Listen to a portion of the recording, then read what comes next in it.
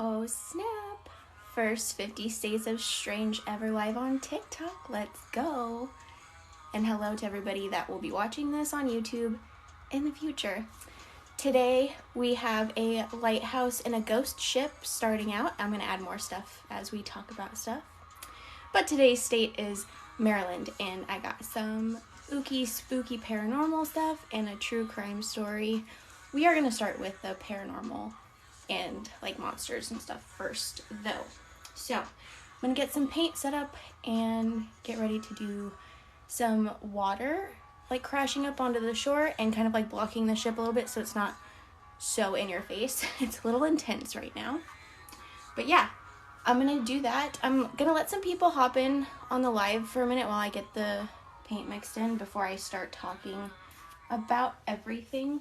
So if you hear me repeat myself or if I'm like asking or answering random questions, you'll know why. So yeah, let me go ahead and get this mixed real fast. Wow, there is still somehow water from the last time I painted still stuck in like my brush handles and stuff, so every time I grab something my hands get wet and it freaks me out because I'm like, why are my hands wet? Okay, I think I'm also going to start by talking about all of the creepy monsters that inherit the Maryland area. Ooh, did you hear that? That had some pressure in it. I don't know why. That was cool. Hello.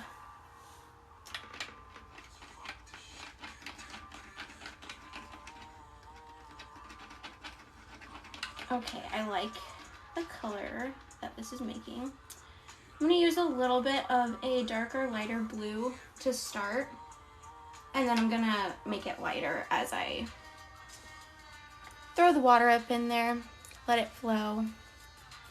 Okay, so the first monster that has been spotted in Maryland is the Goat Man. If you don't know who the Goat Man is, he has been seen in other areas too, not just Maryland. He's pretty popular on the East Coast of the United States. He is a human-goat hybrid, possibly made in a lab. At least that's what they're thinking. And yeah, he likes to scare teens. Started being spotted in the 1970s, most notoriously on Lover's Lane. I'm pretty sure this was like a story that parents like to tell their horny teenagers, because if their teenagers would sneak out to Lover's Lane to go do some hanky-panky in a car somewhere, then they would tell them about the Goat Man and the Goat Man would come eat them, you know? Gotta love it. Also, it was said to eat people's like pets and livestock though, so that's not good. And it's also been spotted like eating wild animals when people are like driving in wooded areas. So yeah, keep an eye out for the Goat Man if you're ever in Maryland, I guess. Ooh, I like this color that's happening here. Like I said, I will go over it with a little bit more white so it's not so blue, because I don't want it to be that blue. But I'll fix it in a little bit. Let's see. The next monster that has been spotted in Maryland is Chessie, which is their version of the Loch Ness Monster. Chessie is spotted in Chesapeake Bay, and it's said to have like flippers, a snake-like body. It has been seen since the 1940s, but it didn't officially get its name Chessie until 1977. So, might want to keep a camera nearby when you visit Chesapeake Bay just in case you see Chessie. You never know. Yeah, this is kind of an intense blue. But that's okay. It's better to have to build up later than add too much and then not be able to take away, right? Something like that.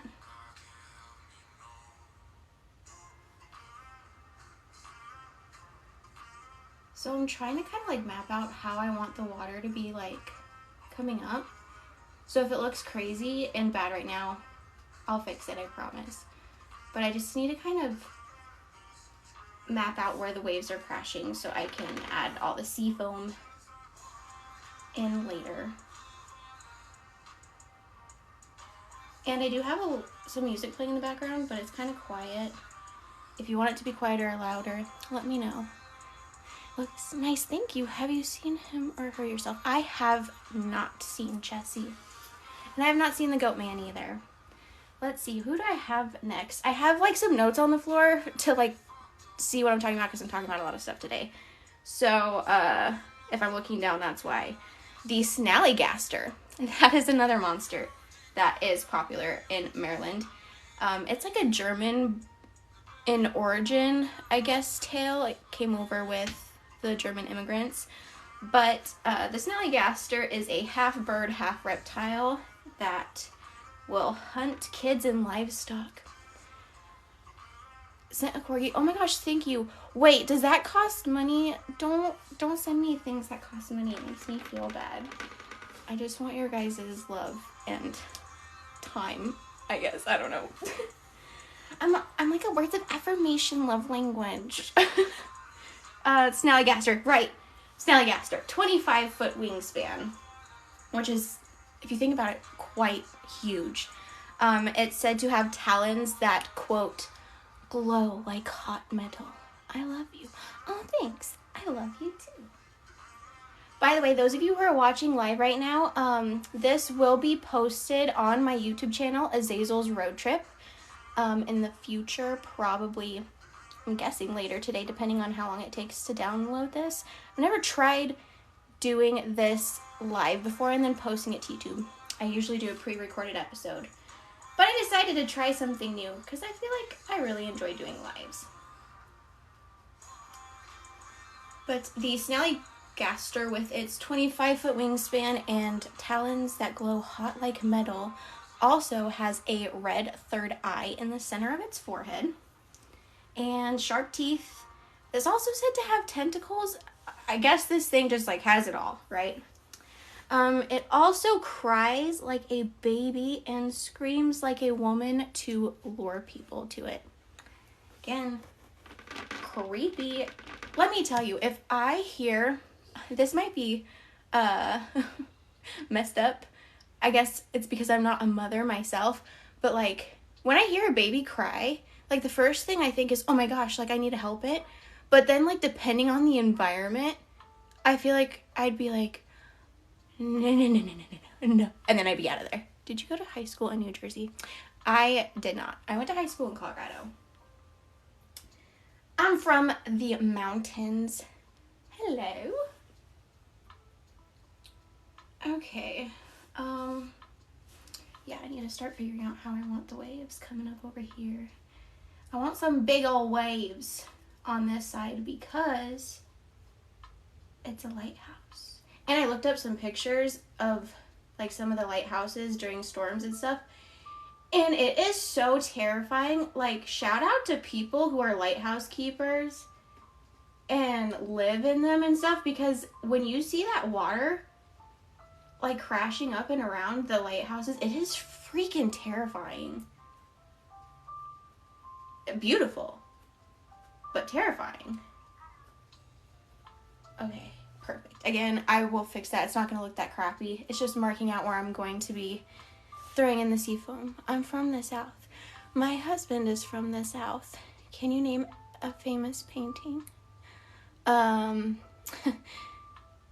I wanted to be boring and say the Mona Lisa, but I'll say the Scream. I feel like that one's pretty popular too.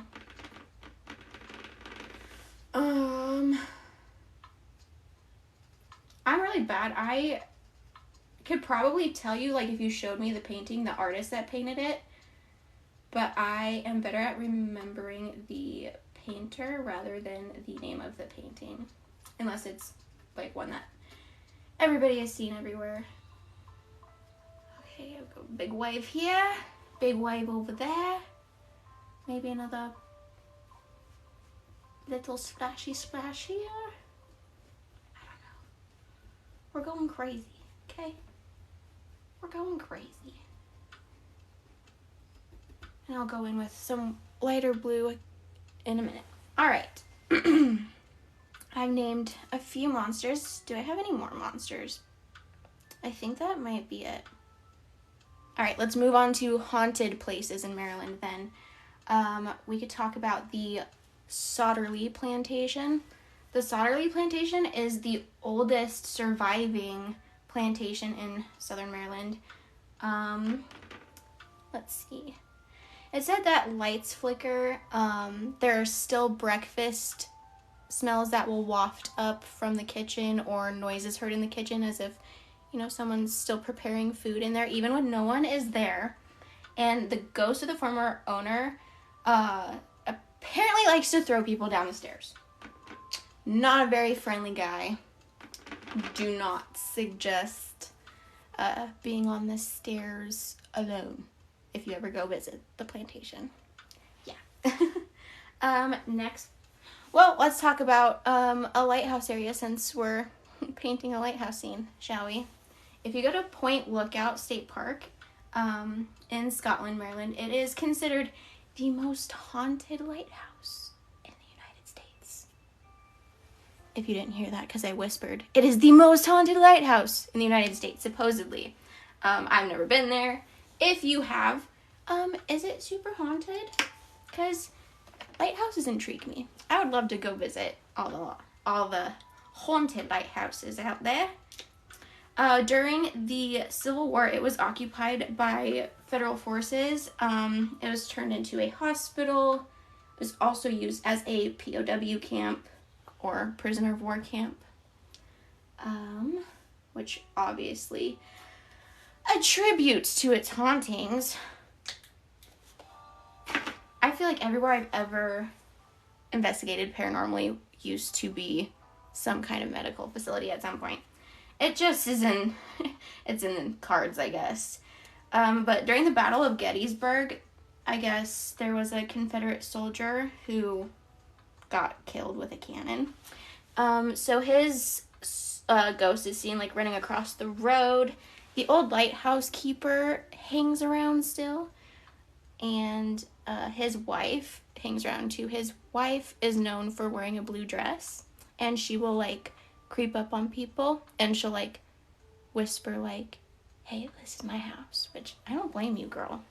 Tell people when they're in your house it's her house.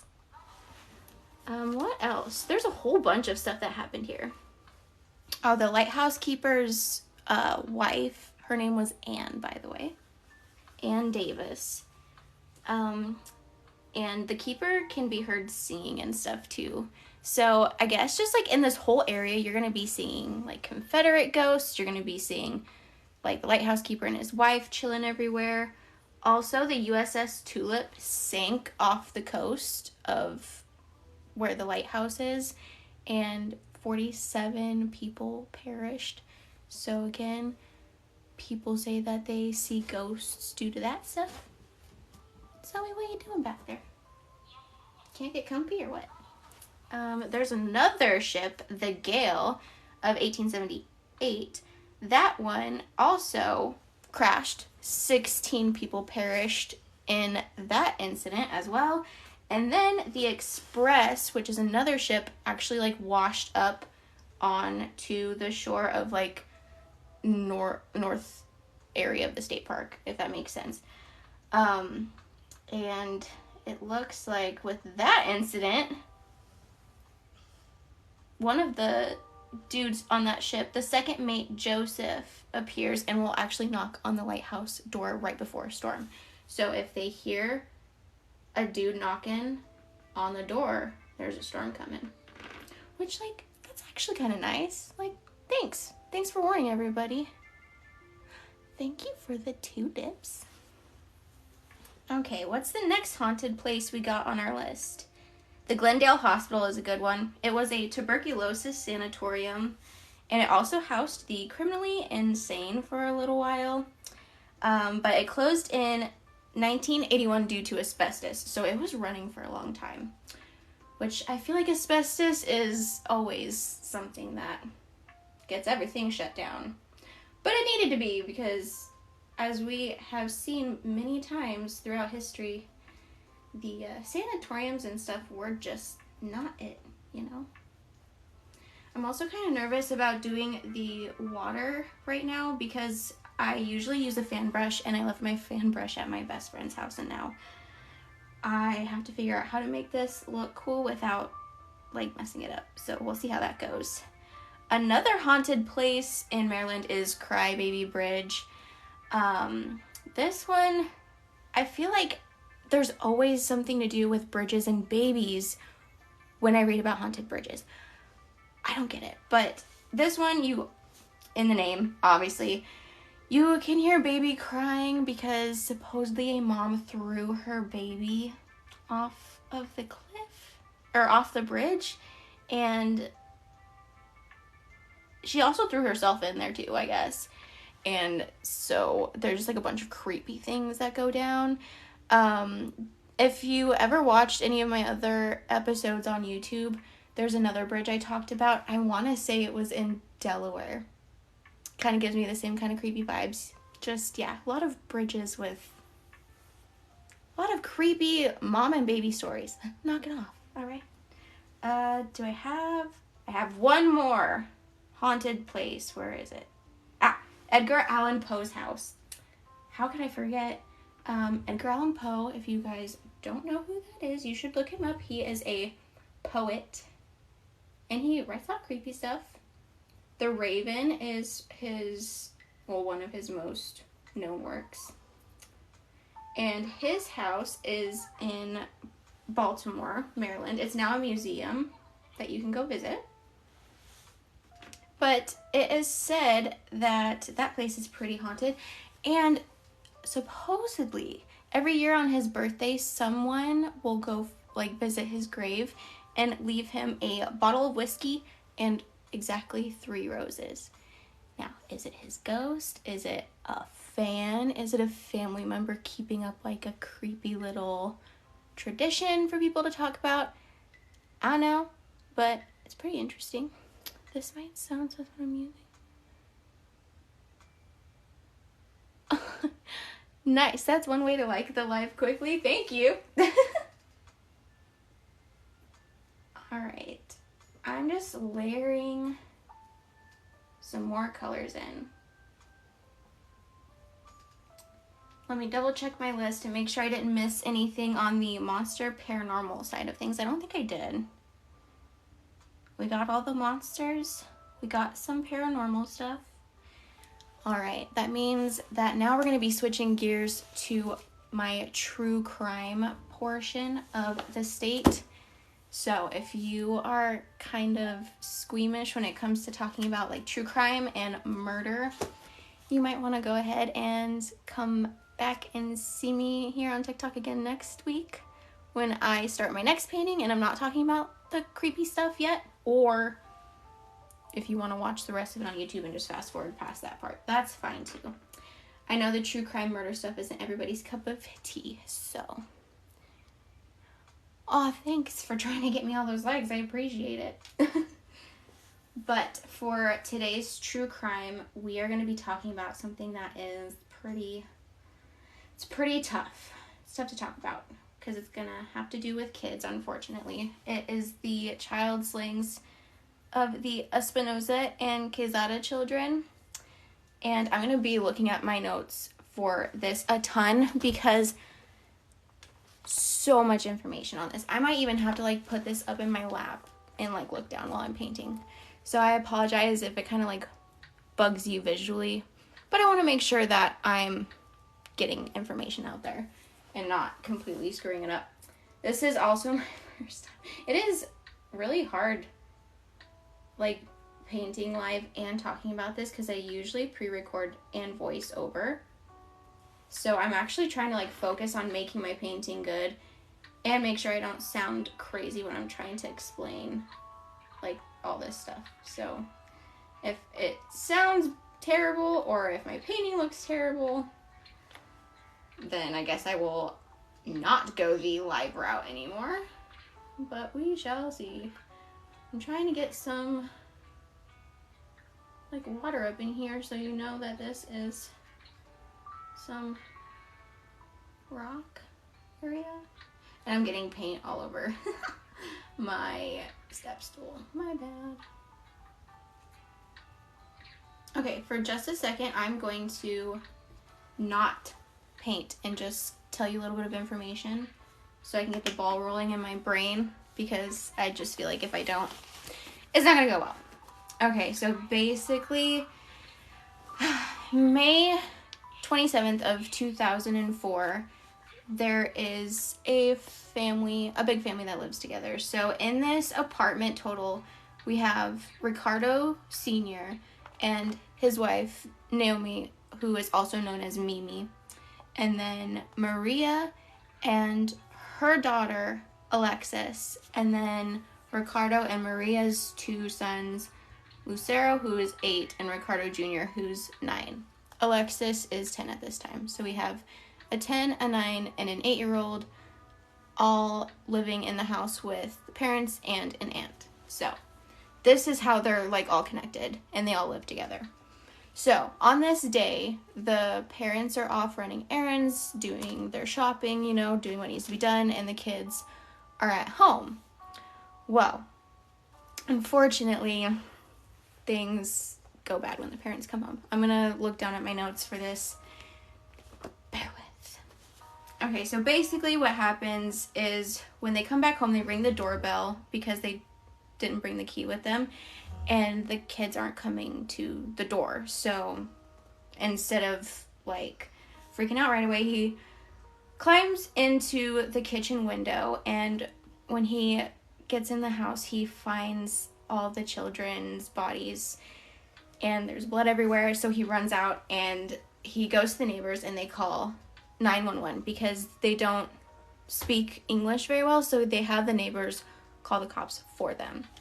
And so while the cops are doing that, they go back in the house. There's, like I said, blood everywhere. The kitchen and dining room window are open. So 2 windows are open. And then there's blood in multiple places, and they find a knife and a bat between the garage and the fence, like wedged in between. So like whoever used it had tried to hide it, but obviously not well. They just like threw it out of the way. Yeah, this is terrible. But the bat and the knife were confirmed in use as murder weapons when they gathered it for evidence later.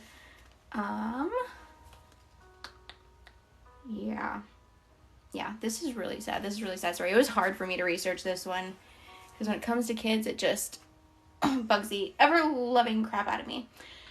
So when the cops start interviewing people, they bring in the family first because it's just usually how it goes. They interview people closest to the victims and then move on from there, right? So they bring in, the parents, the aunts, uncles. They bring in Canela, his first name is Aiden. So Aiden Canela is a cousin of the children, and Perez, who is also known as Policarpio Perez, is Ricardo and Lucero's uncle. So that's how they're related to the children. They're the uncle and cousin of the children who were victims, right? So, and if I'm talking too fast at any point, someone in the comments can be like, yo, slow down, please. But basically, they were kind of thrown off when they brought these 2 in because everybody else, came in right away. Like, they seemed obviously off-put and disheveled by the fact that the children had been killed. And when the children were killed, it wasn't just like they had, killed them and taken off. Like, it was brutal. They had been bludgeoned and their throats had been slit so deeply to the point that they were almost decapitated. So it was incredibly terrible. So they are interviewing all the family members, and everybody else is upset, disheveled, freaking out, right? But when they go to interview Aiden and Polly, they're clean like showered. Like their hair was still wet. It seemed like they had just showered. And they had interviewed a neighbor previously that had mentioned that she had seen a couple men kind of like peeking around the house a day or two before this happened. And so they brought the neighbor back in to like take a look at them, and she confirmed that they were the ones that had been like sneaking around beforehand. And she also said that after the police left, they came back to the house to check it out again. So yeah, they basically gave themselves away in that situation, but it's a good thing they did, because they need to get their, yeah, you know what I'm saying. So the first trial is in July and August of 2005, and they get 3 counts of first degree and 3 counts of conspiracy to murder. But the jury can't agree on the conviction, and so a mistrial is declared. Another thing that I find common in these things that I research for 50 States of Strange is almost all of the cases, when they get to court, keep getting like mistrialed, or they keep trying to like come back again and get out of prison later and be like, no, this was wrong. Drives me nuts. Hate it. Second trial, June 2006. It lasted over 6 weeks, and there were more than 20 witnesses. Over 300 exhibits of evidence were introduced, and then on August 8th, after 4 days of deliberation, they were finally found guilty of 2 counts of first-degree murder, 1 count of second-degree murder, 3 counts of conspiracy to murder, and so they were officially sentenced to 2 consecutive life terms without parole, plus an additional 30 years for the second-degree charge, and then life for conspiracy, but serving it concurrently with the other sentence. So basically, technically speaking, they didn't have to serve that one because they were serving another one. And then, yeah, they tried to appeal this, of course. Again, what did I say with this being a reoccurring thing of them trying to reappeal stuff? All right. They get a retrial because of some misconception that they try to dispute, because they argue that the DNA evidence and groceries and meat and witness statements had... Wait, what? Oh. Yeah, so, like, because of witness statements and things, they were, like, trying to retract statements, I guess, because they were, like, coming up with the bare minimum things, even talking about down to the details of the groceries and stuff that were bought. Like, I'm pretty sure no one was thinking about that at the time. They were focused on what was happening to the children, right? So these guys just suck, and they're trying to bring up anything that they possibly can to get it all overturned, right? So finally, in 2015, the official sentencing is 1 count of first degree, 2 counts of second degree, 3 counts of conspiracy, and yeah. And I guess there's been speculation from this case since then that like other family members possibly knew what was gonna happen, or knew that like there was things going down and they just didn't do anything about it. There's also speculation of like coyotes being involved. But I guess Aiden Canelo like cried and claimed innocence like all the way up until like their official sentencing, but Polly like refused to make a statement. So I'm guessing he was probably a little bit more of like the brain behind the operation of all that going down. It's just absolutely terrible. Like I can't imagine doing that to children, much less like children, you know. Children are supposed to trust their family members.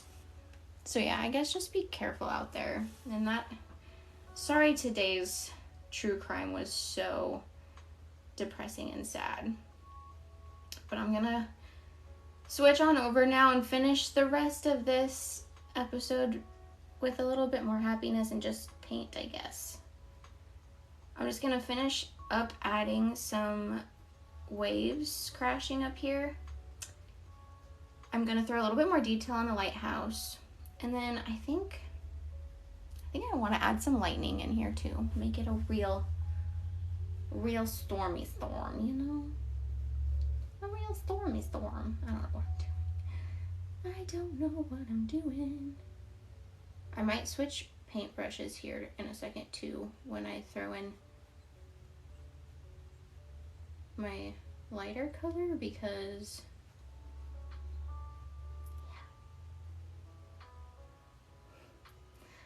see, this is what I'm talking about. I get like really focused all of a sudden and then I forget to speak. So doing this on the live was like freaking me out. I was like, I'm going to forget to talk. Maybe next time I'll be more confident and I won't have to like stare at my notes most of the time. We'll see. We'll see if that happens. Probably won't. Probably not. Okay, now that I got the general direction, I'm going to get some more white. Got you to 21. Thank you so much for all the likes. I really appreciate it. That's awesome.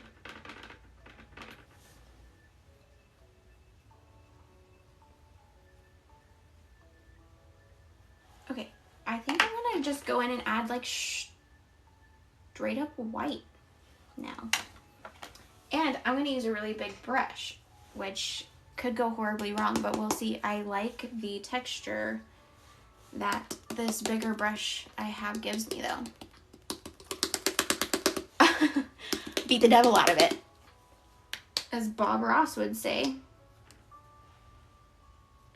I don't know why, but this white paint just seemed like it was extra watery today when I opened it up. I don't know why. I'm going to use the very bottom corner of this. And I'm just gonna kind of see, oh. Okay, yeah. I already like how this is going. So usually I like to wet my brushes a little bit too. But with this instance, I actually want my brush to be extra dry because it's gonna help me make more individual like bristled looking stuff, which is what I want because I'm like creating seafoam. So yeah. See, I still have water like leaking out of my paint brush handles and stuff, and I have had this one drying for like a week. I don't know what's going on. It's crazy. That's crazy, no? Oh, I guess now I'm not talking so much. I'll turn up the music. Kind of funky. Some lo-fi chill beats or whatever. I'm trying not to use music that could get me in trouble when I post it on YouTube later. I always do another live earlier where I just paint, and I will do the first half of the painting and just do that and not talk about all the paranormal and true crime stuff yet, so that my episodes aren't so long. And when I do that, I can play whatever music I want because I don't post that one to YouTube. But since I'm going to post this one to YouTube, gotta be a little bit careful. And if this goes well, I guess I'll just keep starting it live and then posting it later. I don't know. Gotta see if everybody likes it first, I guess. We shall see.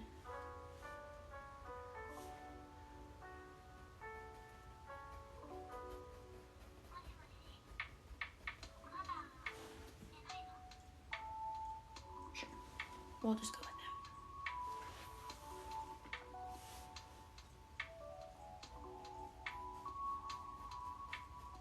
This is kind of cool though, because I feel like since I don't post live,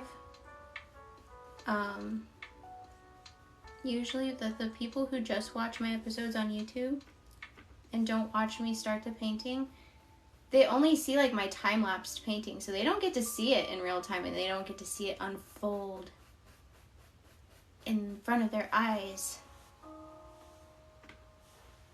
So this is kind of cool, I guess. this is the one that I'm the most concerned with. I'm glad the lighthouse is white so that if I mess this up, it's not too obvious, right? We'll see. It's supposed to be partially crashing into the lighthouse, so I just realized I'm like leaning really close to my painting.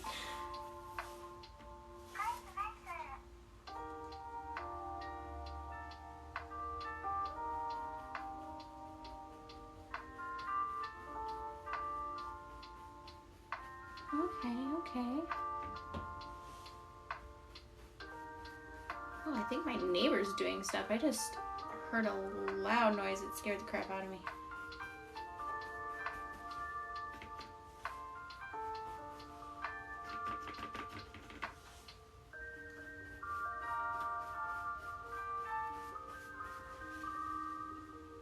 Gotta hold this, it's making me nervous. I feel like I'm gonna send my canvas flying across the room. It's happened before.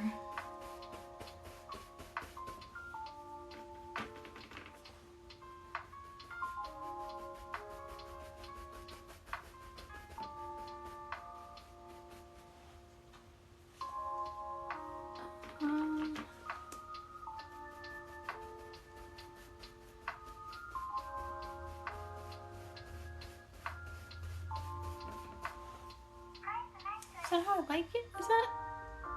Sure. Sure, we'll go with that.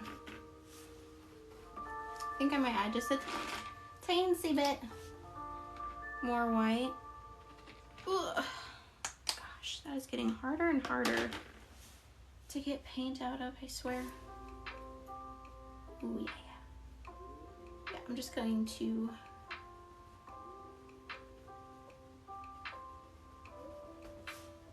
make some spots a little bit more intense.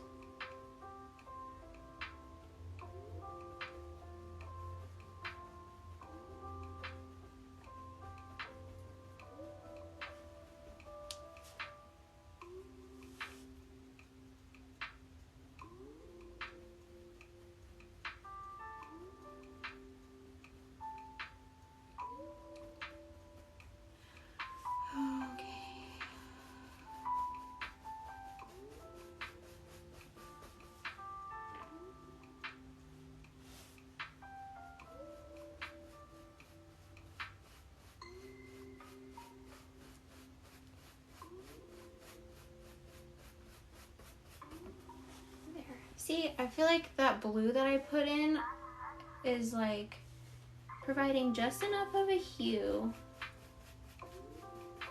that you know there's like a significant amount of water there, but it's not like in your face. I don't know.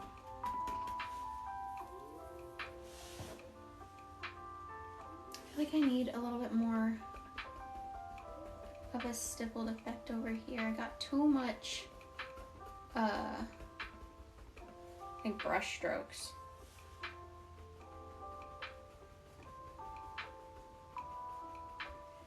Need some more texture. Some more texture. By the way, I'm not a professional. I don't know what I'm doing. So any technique that I am doing that you're like, oh my gosh, that's wrong. Yeah, it probably is.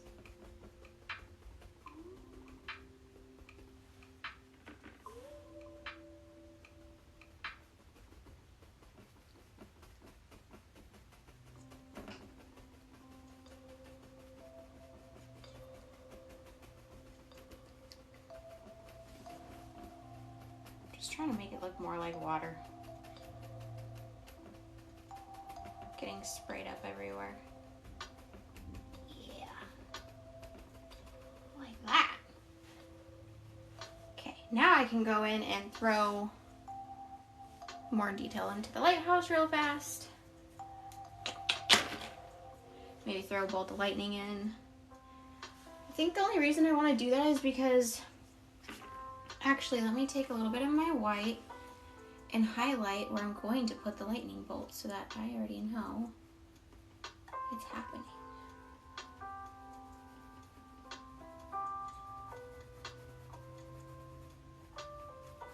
You're probably thinking, what the heck are you doing right now? It'll all make sense in a second. I promise. You just need to highlight it a little bit because you're gonna see the lightning pop out of that in a second. And I might as well use the white paint because it's on the brush still. Now, we go ahead and take a pointy brush and take a little bit of white and just kind of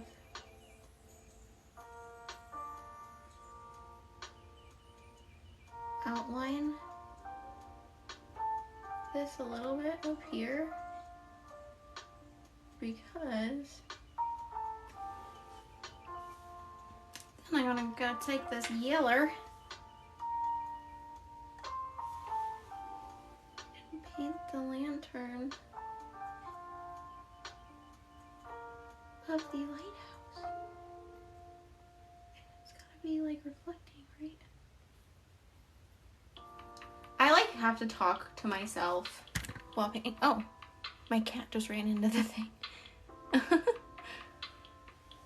think, is that it?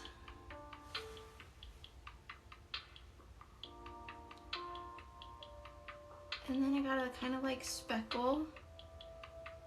gotta speckle the gold onto the water around it so that it's reflective, right? Because it's a lighthouse.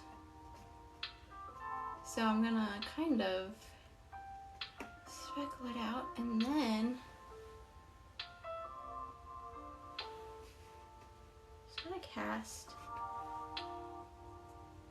an ever so light shadow kind of coming out of it because it's supposed to have a beacon of light for the ships to see, right? So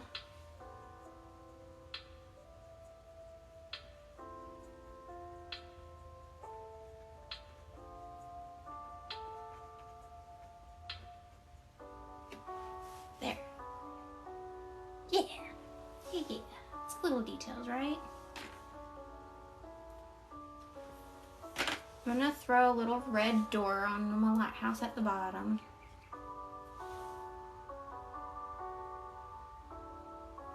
Oh no. It's in that like stage where it's like not quite. Okay, there we go. That works too. I'll just do that. I get paint all over myself every time I do this.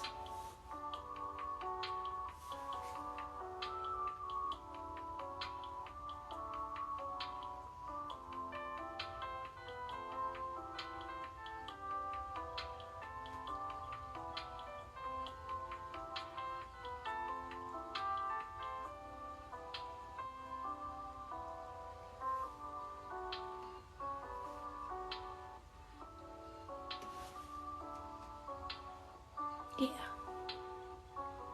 Cool.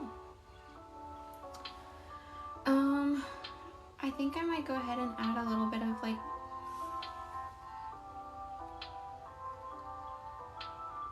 that like red stripe detail that you see.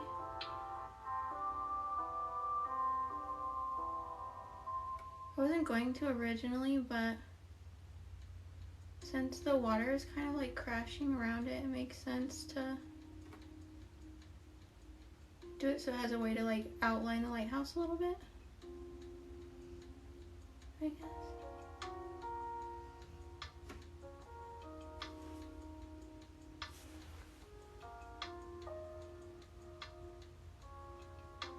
Just make it deeper the further away it goes from the water.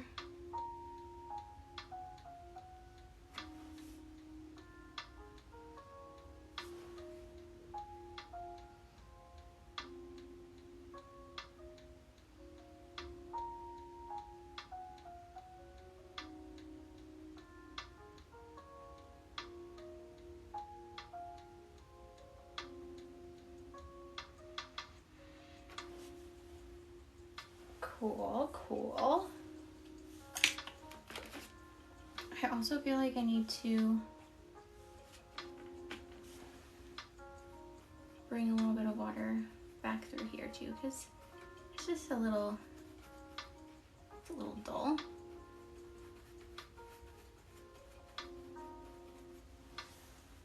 Ah! I put on a cotton pick in a minute. Oh my gosh. There we go. All right, I got some white paint finally. It did not want to come out. Okay, I'm going to go in.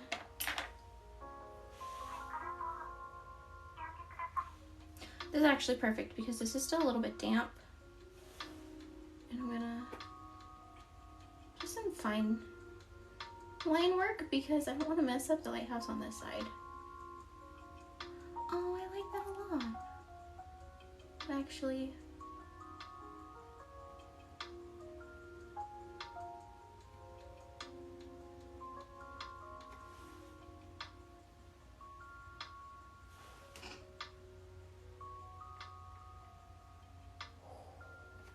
try not to mess everything up.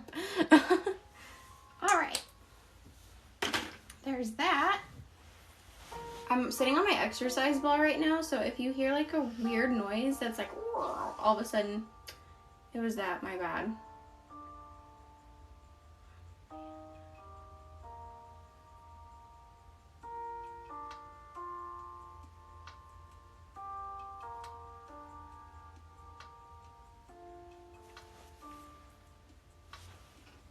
I should probably have a little.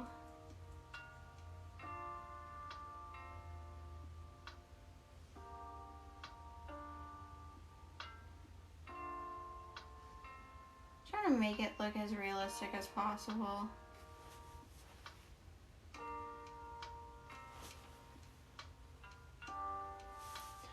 It's kind of intense because I feel like there's a lot going on over here, but in the overall setting, I guess it's all right. And last but not least, I'll just throw a little bit of lightning action up in here, I guess. Do I have this open already? No! I was hoping I had this color opened already, but I don't. This is so pretty. Okay, let me get a little tiny bit down here. This is just like my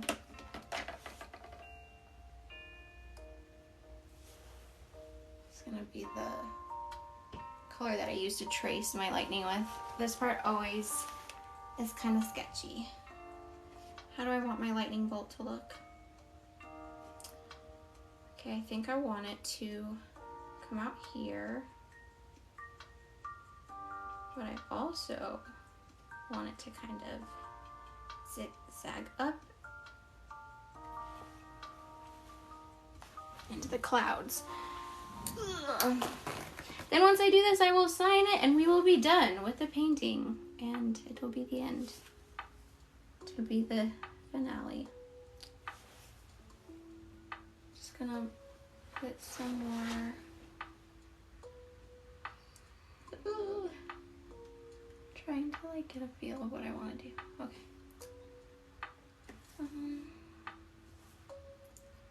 Make you a little bit brighter. You are the main one.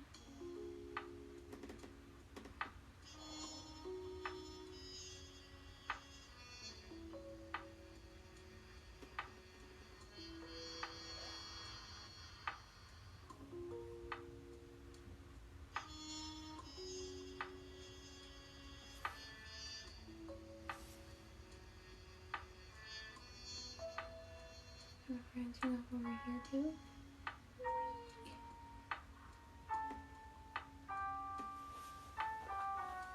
Yeah. Then I can go back in with the white and go over that and bada bing bada boom.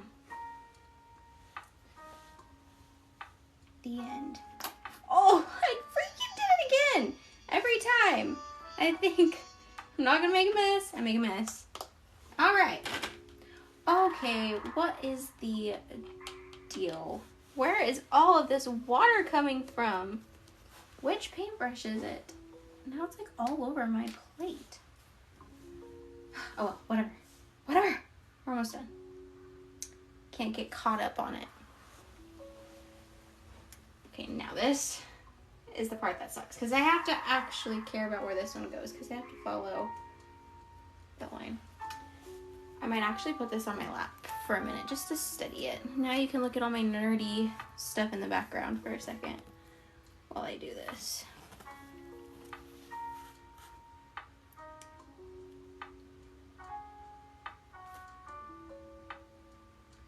Ooh, this is kind of fun. It does make it so much easier to paint like this. I should probably try doing this. I need to like actually invest in getting real equipment so I can like stand up while I paint because I usually like to stand while I paint. But this stepladder is too short for me to actually stand up and paint with, which is miraculous because I'm a short person. Usually, I would have the opposite problem. I would be worried that something is too tall for me, because it usually is. But not in this case.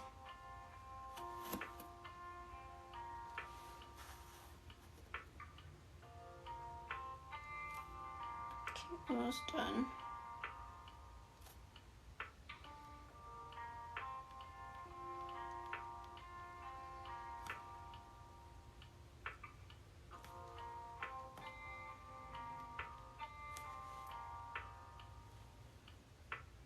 I really like this playlist. Truly is chill.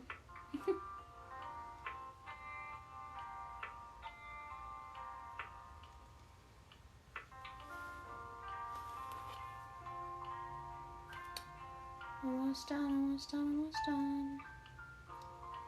Screw it up. Don't screw it up. I will probably screw it up. Just get myself prepared now.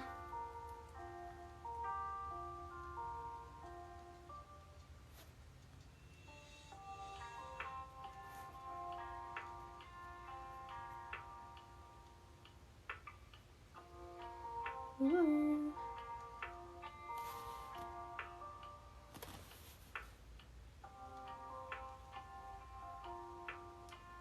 Did I do it? Oh, I just realized that we're going the same way.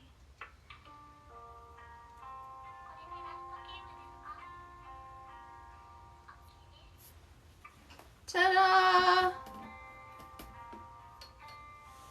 Haha! Spooky ghost scenes up in here and things.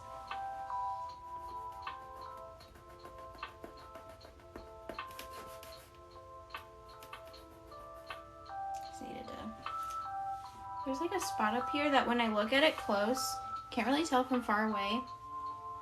But for some reason, up close, it just doesn't look quite right.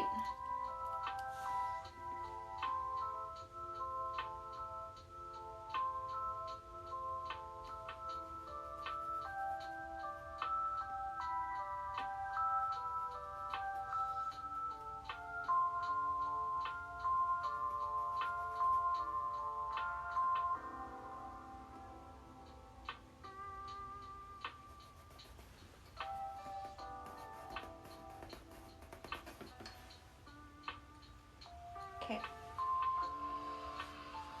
All right, I'm going to sign it and be officially done. I think I'm gonna sign it. Do I have a color out still that I can use? Or did I put it all away? I'll sign it in yellow, why not? Oh, thanks, Thanks, Bailey, for the heart. I didn't even see that you had sent me one because I was too focused earlier. Okay, let me sign it.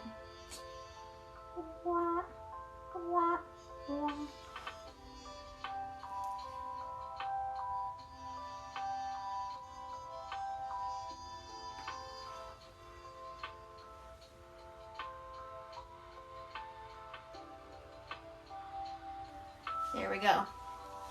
There's my little signature in the corner. We finished it. Hooray. 50 States of Strange Maryland episode.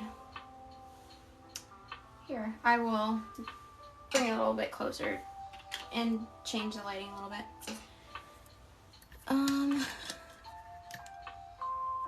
What happened? Ooh. That's kind of nice. Wow. Did I stick my hand in straight up paint and just didn't even know? I think I did. Story of my life. Just paint my entire hand without paying attention. Ta-da! Here, without the glare on it. I'm trying to get it without the glare. Let me try it with this off too. Ta-da! Thank you guys for watching. I hope you enjoyed it. If you like the live episodes versus the non-live, let me know. I kind of like them. But I'll see you guys next week. And I already know what state I'm doing next week, so I should have that one up and running pretty soon. See you guys later. Boo-bye.